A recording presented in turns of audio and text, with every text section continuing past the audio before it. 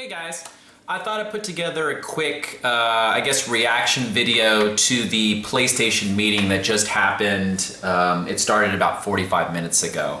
And I haven't really done a sort of reaction video before, but I thought it'd be kind of interesting to start doing them for some of these events and things like that, just to share my thoughts, fresh after viewing of it. So big things for this PlayStation meeting were really focused obviously on the slim PlayStation 4, which we knew about, and then of course the Neo, which was the code name for the upgraded PlayStation. So both of those were revealed and both of them were announced. I'll start with some initial info. So basically they came on stage, Andrew House did, and he said, we've sold 40 million PS4s now, which is awesome. I mean, that's great. I mean, that's going back to the glory days of PlayStation when they're by far the industry leader and things like that. So it's great that the work that they've done listening to developers and gamers seems to be paying off, and they're getting a lot of support in the form of purchases of the hardware. So 40 million is quite impressive. So congrats to them for that achievement. So they unveiled the slim PS4, which is exactly the same as the leaked images that we've seen over the past few weeks or so, or the past month.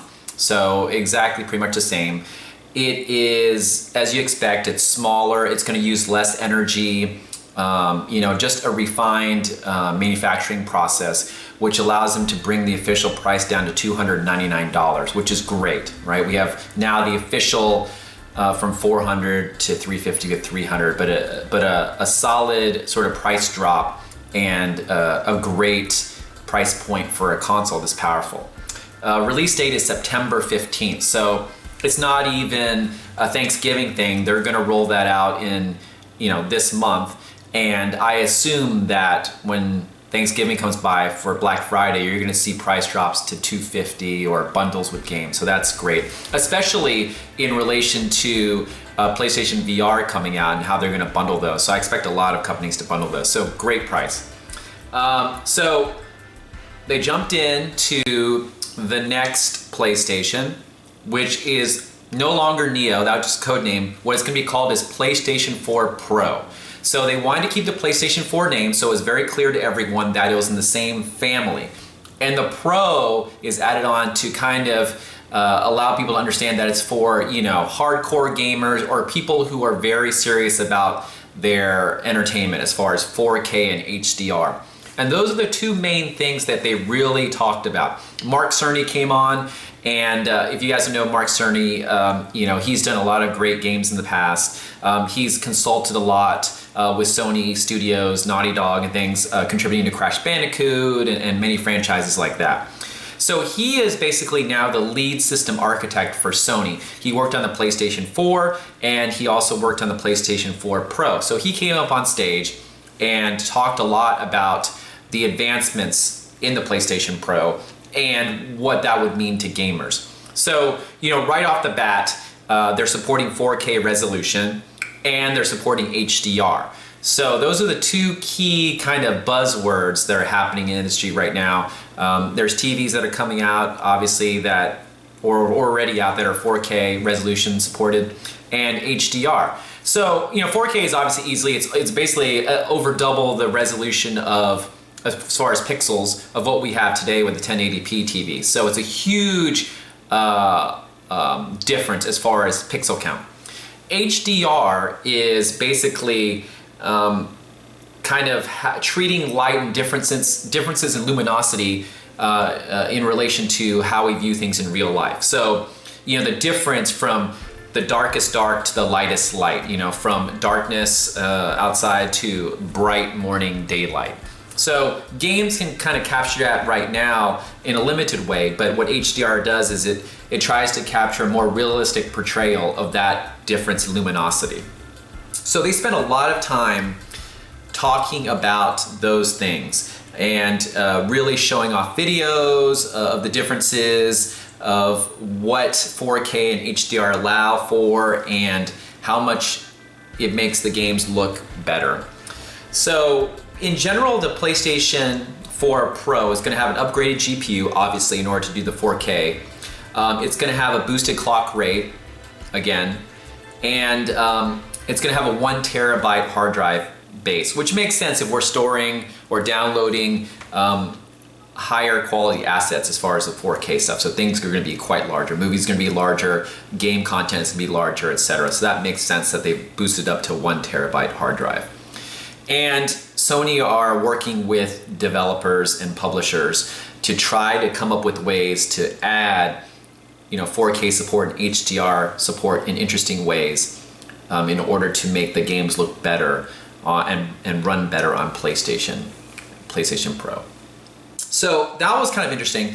That part of the stream was a little bit tough because the stream is limited to 1080p probably. So it's really hard to get across the clarity of the 4K to viewers who weren't there at the event.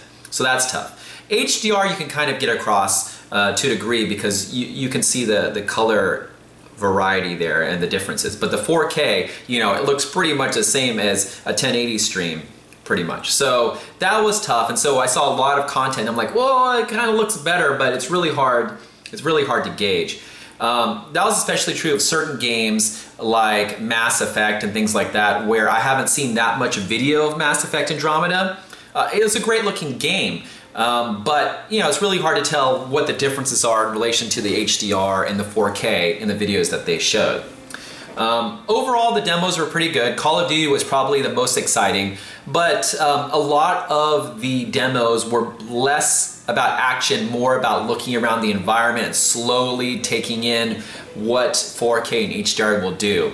So that was a little bit of a bummer. I mean, I think the Mass Effect Andromeda demo especially was just him walking around slowly, which wasn't very exciting and not very captivating. So I can imagine some people losing interest after a while of watching these back-to-back videos. So, I mean, I think because of that, the presentation kind of lacked a little bit of excitement and felt very kind of slow paced. I know it's more of their informational meetings, but it would have been nice to get a little bit of rah-rah in there, a little bit of excitement to get journalists and everyone excited about what they were showing. It seemed very low-key, and even Mark Cerny, the way he was talking is very mellow and very monotone. So it kind of brought down the excitement level of the whole thing.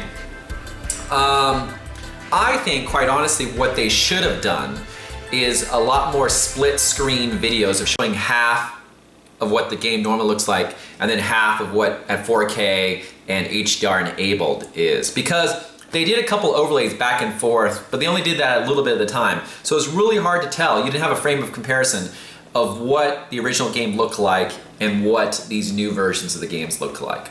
So that probably would have helped quite a bit. Some of the other stuff they came out with, they're going to release a new Netflix app and a new YouTube app, which makes sense that they're going to support 4K content. So that was all well and good and everything. They announced that the release date for the PlayStation Pro is November 10th. And so right before Thanksgiving, which is their big, and that makes sense why the Slim PlayStation is releasing this month instead of Thanksgiving. So they're pretty smart about that. Price for the PlayStation Pro, I thought it was originally going to be, $499, but they actually went with $399. So Slim is $299, Pro is $399. So it's a nice, clear gap between the two. So that basically summed up the presentation, and I thought, okay, well, they have very clear differences of audiences, who's going to get the Pro and who is sticking with PlayStation 4 standard version. I mean, if you don't have a 4K TV, if you don't have an HDR compatible TV, it doesn't really make a huge amount of sense to pick up the Pro. You may get improvements in frame rate and improvements in some visual fidelity just playing normal games, but I don't know about how large of a difference that's going to be and if it's worth it forking out another $400 right now to do that. That really also got supported, my thoughts on that, when they announced at the end that the HDR ability, the high dynamic range ability, is going to be provided to the original PlayStation 4 via firmware update.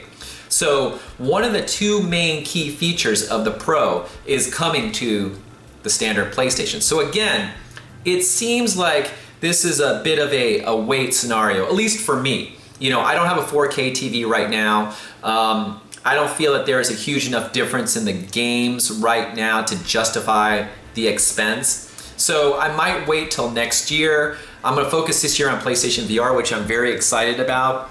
And then next year, maybe that's all about Pro for me. They did say that obviously that the Pro would help in the VR aspect because of improved fidelity, improved frame rate and things like that. And that would make a big difference as well. But I think I'm gonna be okay with using my standard PS4 with my PlayStation VR this year. Next year, when there's a price drop for the Pro, I'll definitely grab that. Now, in relation to the Slim, that seems like something. I've got another TV in the house. I could definitely benefit from another PlayStation 4. And at $300, that is a steal for a better, smaller, sleeker PlayStation 4. So, that's basically my initial thoughts and sort of overview of the events, today.